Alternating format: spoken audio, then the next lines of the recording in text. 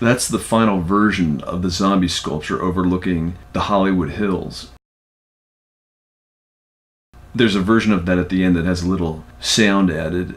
That animation was actually part of a different video. I'll leave a link to it in the description. With this zombie sculpture, you can start out with a sphere and start stretching it out. Right now I'm just starting out with a cylinder and pulling out arms, pulling out fingers, etc.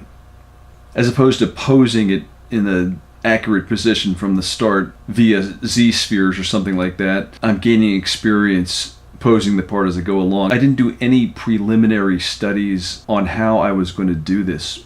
No thumbnail sketches, no researching zombies. I just started doing it. And so I'm working it out as I go along.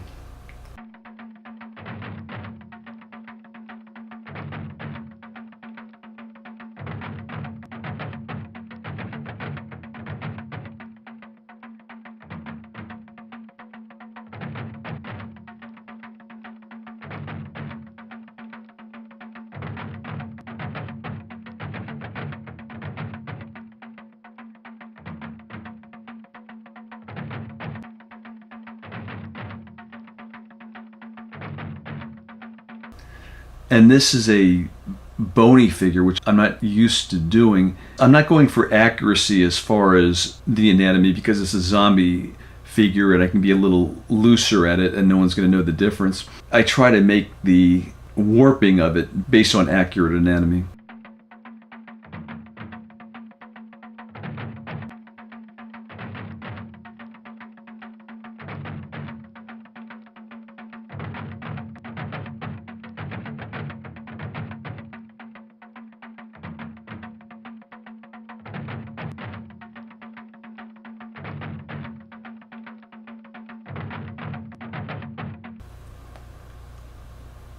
Except maybe in a few parts, like the elbows, I made more like gnarled parts of trees where there's something that goes wrong with it, and there's bumps or gnarls as the damaged area of the tree adapts to its injury.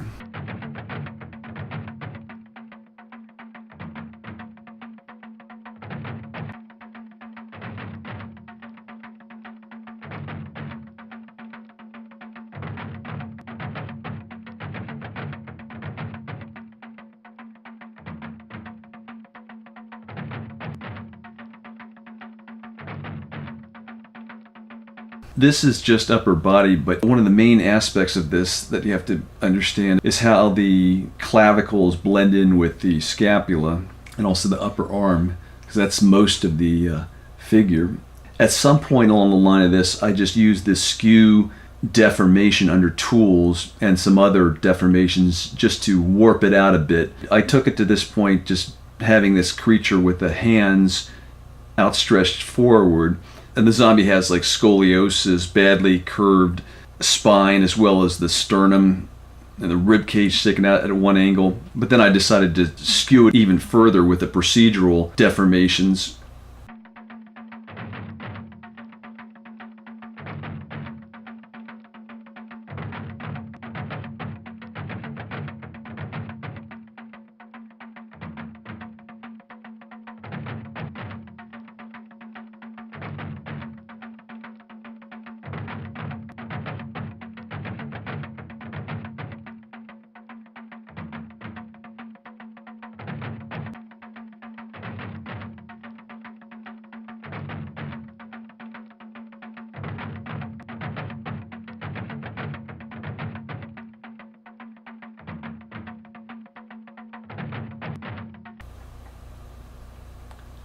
It ended up flattening out the hands, pancaking them, and skewing some other parts. And then I had to go and adjust anything that was flattened or distorted it in a way I didn't want, correct it, just using the standard tool.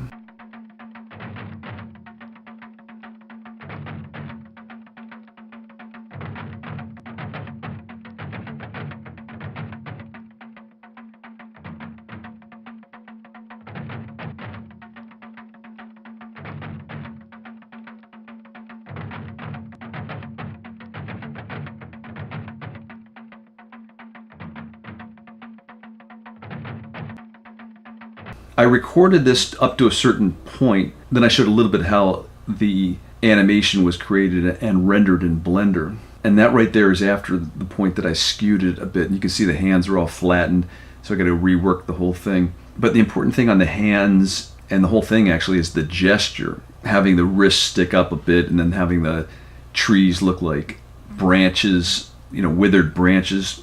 And even though this is distorted a bit, you still have to have some knowledge of the underlying bone structure to pull it off.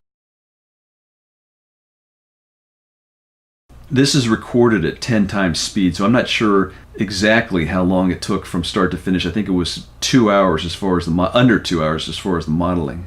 But there's no preliminary studies, in collecting reference material. That's just from start to finish. As if someone said to you, do this model of this subject, and you have no idea what it's going to be, but it turns out to be a zombie, and you just start working on it. And this is actually part of a video from another channel that I'll put in the description that talks about zombie cells, how there's new drugs that will clear out zombie cells and reverse the aging process. There's a turnaround. That's almost the finished version in this turntable view.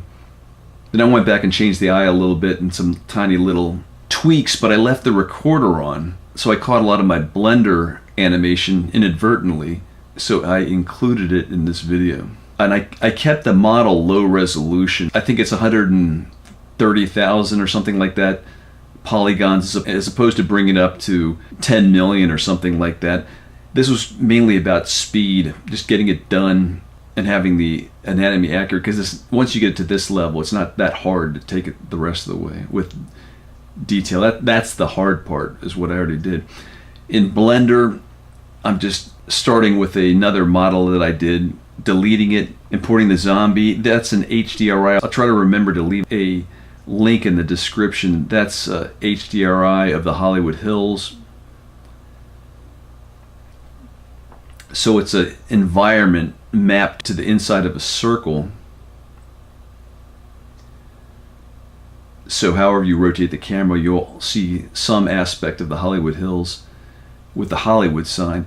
And the animation is just kind of a reveal. You see the zombie and he's looking out over a city, but maybe you're not sure what the city is. And as the camera tilts down, you see it's the Hollywood Hills. And I'm just doing this on the fly. This isn't any great plan. I just quickly, what can I use as a backdrop for this? And there was, abandoned warehouse. There was the Hollywood Walk of Fame and other stuff like that. And I saw the Hollywood sign. And so I was just thinking in my head, how can I incorporate that with the zombie? Zombies are largely a creation of Hollywood. And so there's a certain scale to the HDRI, and you can see the fence in some of this that would give away how small the zombie looks in relation to the fence. So I had to maneuver the camera so you're not seeing the chain link fence. That would take you out of it a little bit because the scale's off. And I was using subsurface scattering at some point, but the render took forever, so I abandoned that. And what I did in Blender is mainly just getting the camera animation to a degree where I just have like a 10-second animation that holds your attention for at least that long. And Blender's a little different than a lot of the 3D programs I've used in the past, and there's no universal standards. For example, with the dope sheet that you use in animation, if you're moving multiple keys, generally in a lot of programs, if you just select them all and then you just left click it, you can move them all at the same time. Here in Blender, you have to select them all and then you press the G key, which means grab, and then you move them all at the same time. But there are standards to some degrees in 3D programs, but it's a good thing you can look up on the internet anytime some aspect of a program isn't working the way you're accustomed to.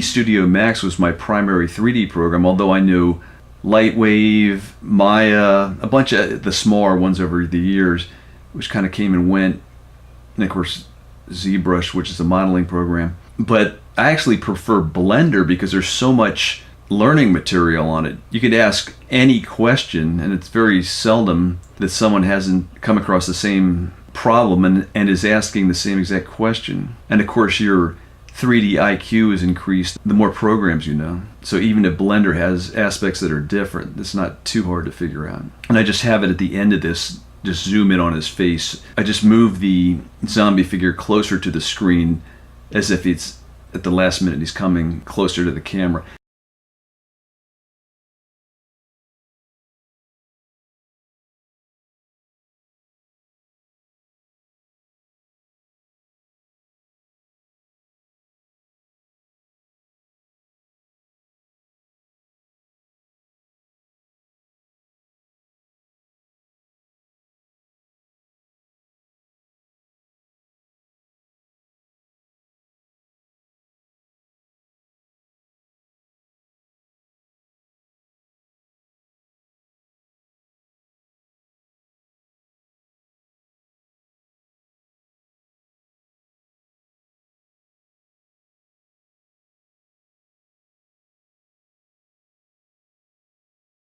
And here's the final version.